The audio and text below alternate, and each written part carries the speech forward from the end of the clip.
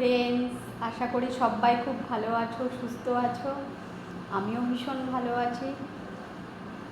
তো আজকে বলবো, এখন আমরা অনেকের সাথেই কথা বললে প্রায় এই কথাটাই শুনতে পাই, তাই না? যে কিছুই ভালো লাগছে না, কিচ্ছু ইচ্ছে করছে না, মুডটা একদম ঠিক নেই, কেমন যেন কারোর সাথে কথা বলতেও ভালো লাগছে না, কেমন একটা বেশ লাগছে, কিছুতেই এনার্জি পাচ্ছি না এবং কাজেও কিছু মন বসাতে পারছি না। এটা অনেকের মুখেই প্রায় শোনা যায়, তাই না বন্ধুরা? কি আমার সাথে নিশ্চয়ই অনেকেই একমত।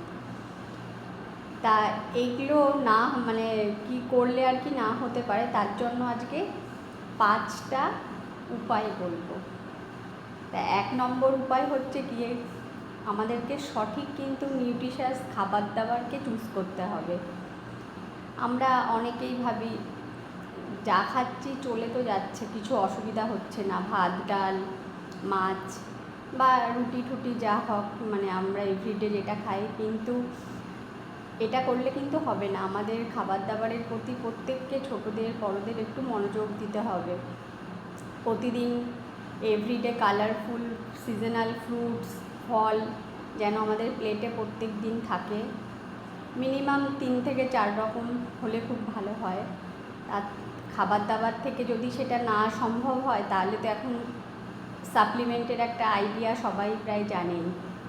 কারণ সাপ্লিমেন্টেশন আমাদের সঠিকভাবে চুজ করে নিতে হবে। সঠিক উপায়ে আমাদেরকে খাবার দাবার নিউট্রিশাস দিলে তবে কিন্তু আমরা এনার্জেটিক থাকবো।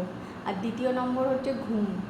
কারণ আমাদের এভরিডে কিন্তু 7 থেকে 8 ঘন্টা মিনিমাম আমাদের প্রত্যেকেরই ঘুমানোটা খুব দরকার।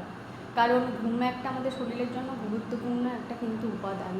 নিউট্রিশনের পাশাপাশি ঘুম কিন্তু খুবই গুরুত্বপূর্ণ। কারণ অনেকেরই সময় কম থাকে, আমাদের 7-8 ঘন্টা হয়তো একইভাবে ঘুমানো সম্ভব নয়, কিন্তু সেটা আর কি কখনো দিনের কোনো একটা সময়ে যেটুকু গ্যাপ থাকবে 2 ঘন্টা 1 ঘন্টা, সেটা যদি ঘুমিয়ে নেওয়া যায় তাহলে কিন্তু এটা খুবই হেলথ বেনিফিট পাওয়া যাবে।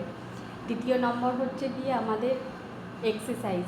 আমরা এখন প্রত্যেকেই ব্যস্ত, কারণ সময়ের অভাব, কিন্তু তা সত্ত্বেও আমরা যদি সকালে হোক বা বিকেলে হোক, মোটামুটি আমরা যদি আধ ঘন্টা 20 মিনিট একটু হাঁটা, যোগা, সাইকেলিং, যে যেটাতে কমফোর্টেবল, একটু ফ্রি হ্যান্ড এক্সারসাইজ, এগুলো যদি আমরা করে নিতে পারি, এটাও কিন্তু আমাদের হেলথ বেনিফিট দেয়।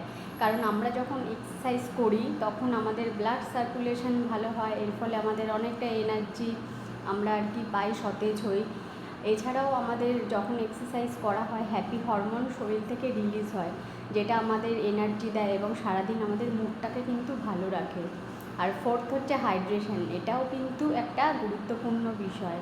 কারণ আমরা জল কতটা খাচ্ছি, শুধু যে আমরা জল পান করে খেতে হবে এমনি জল সেটা না, আমাদের ফলের রস বা ডালের জল বা স্যুপ বা ঝোল টোল সব মিশিয়ে আমাদের কিন্তু দিনে মোটামুটি 2.5 থেকে 3 লিটার কিন্তু আমাদের জল প্রত্যেক দিন এভরিডে সবার মানে পান করলে এটা খুবই হেলথ বেনিফিট পাওয়া যায়।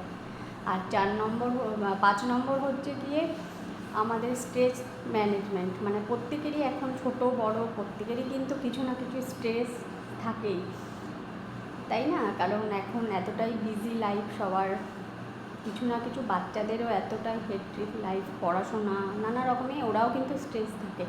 এই কারণে একটুখানি নিজেকে ডিট্যাচ করা সোশ্যাল মিডিয়া থেকে, একটু নিজের কাছ থেকে নিজের জন্য মিনিমাম 10 মিনিট সময় রেখে যদি একটু নিজের সাথে নিজের কথা বলা বা নিজের যেটা ভালো লাগে গান শোনা বা একটুখানি মেডিটেশান হতে পারে বা ডিপ ব্রিদিং, এটা কিন্তু দারুণ আমাদের স্ট্রেস ম্যানেজমেন্ট করে।